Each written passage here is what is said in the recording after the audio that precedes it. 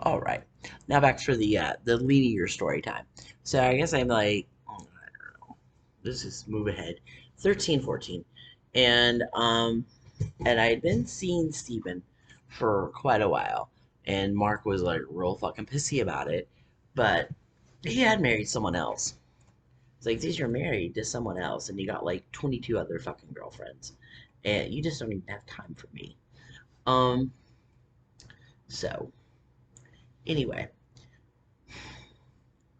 and you know, I mean that's how that was, and and Stephen did. I was always kind of surprised when he came back because I know that he was not happy like here. He didn't like it here. He didn't like being beholden to my uncle. He didn't like any part of that.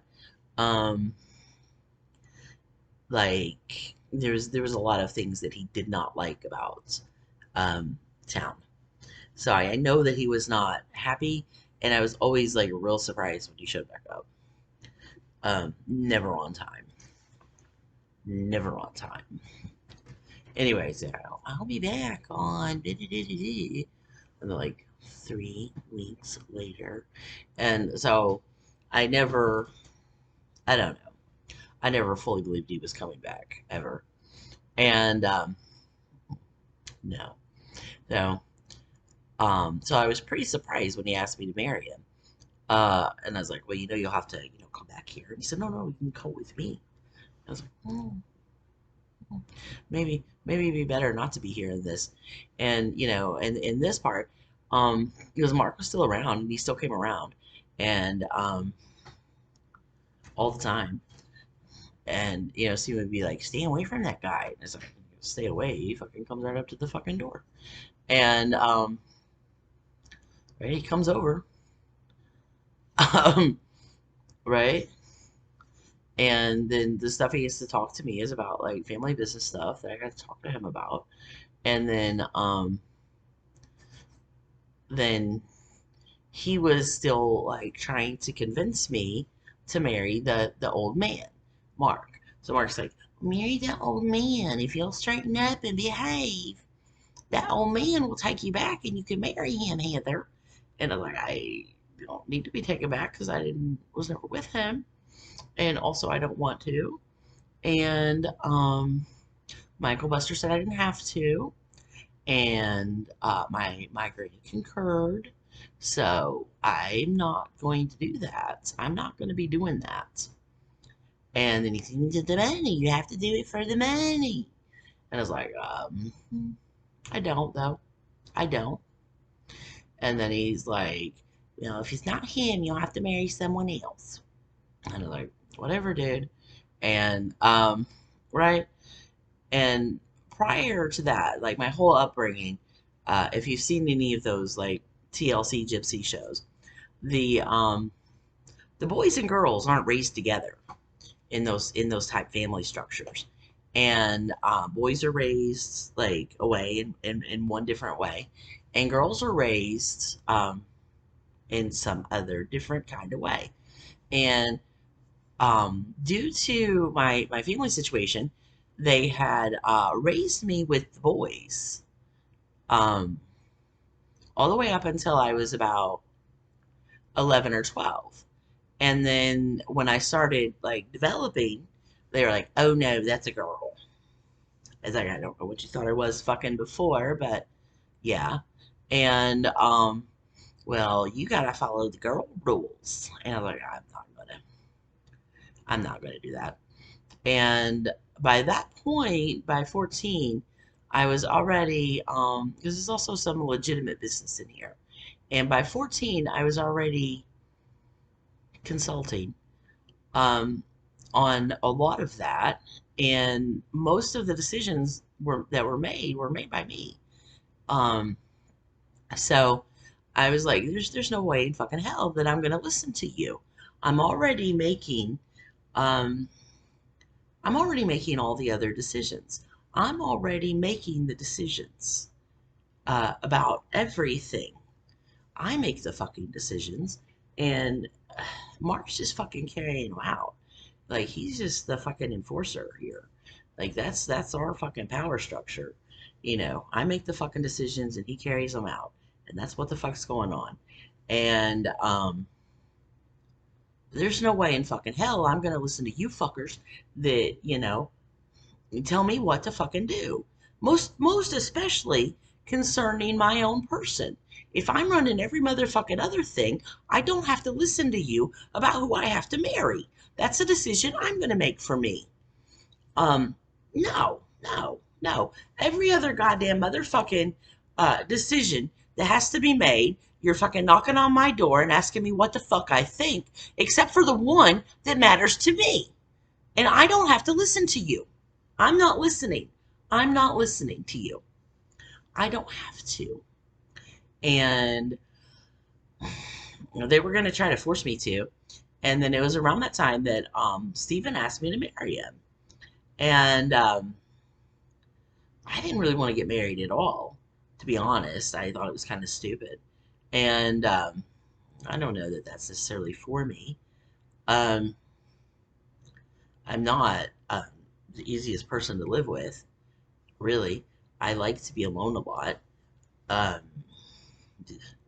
I've been married. I don't. It's a lot. It's a lot. I just, I'm happier. I just don't like a lot of expectations of how I need to spend my off time. You know, um, I don't like to have a lot of people with expectations of me in my life, most especially concerning my private time. And that's what a marriage is pretty well comprised of, is expectations of your private time.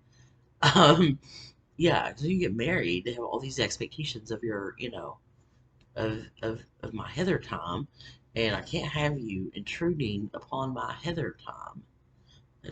I'm just meditating. I need a lot of time to meditate throughout the day and think about things. And I don't, you know, I don't know. But anyway, Stephen asked me to marry him, and I did really, deeply care for that guy, even though he was super unreliable and never, never around. Which is part of the reason I kind of liked him, is that he was almost never around, and then he was only around sometimes, and I would be, oh my god, so excited. And then, just as I got tired of him, he'd take off again. It's like, oh man, this is great. And that's fucked up. But no, I liked it. And oh good, he's leaving again. And because I got so much fucking shit to do. Because I used to have so much fucking shit to do. And yeah, I used to do a lot more stuff than I do now. I used to do all the stuff. And then I was like, no, I'm not gonna do anything. And yeah, before, when I used to do all this stuff, and then I was like, no, I think I'm gonna do nothing. So y'all don't fucking respect me. So I'm gonna do nothing. And let's see how you do. Hmm, how'd you do? Okay. But so that was my problem with that um I didn't want to marry that old man. So instead I married this other old man. Right? Because he's 20 years older than me. And so I had asked my two grandmothers, gave me permission. Stephen went down there to, I think it was Georgia, but it might have been Alabama. Um, hmm, I don't know. I wasn't paying attention. And I wasn't driving either. And so he went down there and got like a permission slip from a courthouse down there, and then brought it back up. And then my granny like was like, "Eh." And so my granny, my mother's mother, signed it, and then we called my other grandmother, my mother's, or not my mother's, my father's mother, because the number's in the book, and I just called her and asked her, and then she had to be talked into it. She had to be convinced. And one of her big obstacles was, well, what about school? What about high school? Heather has to finish high school. And, but it wasn't going to make a difference. And Steven said, well, no, she can just get a GED. And I think Heather can probably enroll in college at this point. And we're just going to skip high school and enroll in college. And that was our plan. And I didn't see the need of finishing high school or even going to public school as I had been enrolled under an alias. So the entirety of my public schooling was not even in my name. I used my first name, Heather, but my last name was not on any of my permanent records. It wasn't on my grade cards. It wasn't like called in class. It's not in the high school yearbook. So the entirety of my public education took place under an alias. Um, so it didn't seem really necessary for me to go under a fake name. I mean, that's just stupid. And and then getting a GED and enrolling in college early just seemed like a better thing to do. And and then Stephen was more than supportive of that, and that was our plan. And then we did run off and get married. Um, and then still, I was just 14. So even after we were married, we still did not have sex. It's like a lot of, I don't know, I guess what you would call foreplay, but no actual penetrative sex because I was 14 and I'm still like not even at the age of consent in my state. Even though we were married, um, we still did not. We still did not have sex, but we were married. And then also he was still, traveling for work, so he wasn't there. It wasn't like he was, there all the time anyway. Um, so other than, a piece of paper, nothing really changed. But we were married. Um, and we weren't married that long, I guess like 8 months. And then it got out that we were married. People found out. Entirely my fault. And I'm sorry. And found the marriage license. And people saw it. And well, yeah, we'll get into that later. That's an expansion story. And yeah, it's entirely my fault. But again, I'm 14, so I don't know. I was 14, and sometimes I was overreactive. But anyway, this is the marriage license, and so once people found out, um, once my dad found out, they were very upset about it, um, because mostly it meant that I couldn't, marry the man that they picked out for me, and I was not going to do that.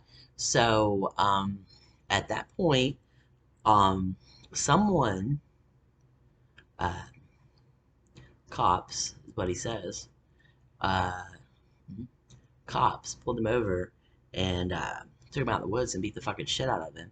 Just about stomped him to death and left him there to die. And it wasn't like where I live. They took him outside of the county to do it. Um, right, to like just the next county over. And left him out in the woods. Yeah, just about killed him. Just about killed that man.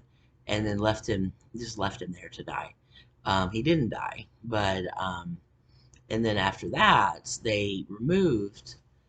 So I was, still at school, putting up a front, like, everything's fucking normal, and and then during the day, they removed every bit of evidence that he had ever even been to the house. So when I came home, every single thing was gone, and there was nothing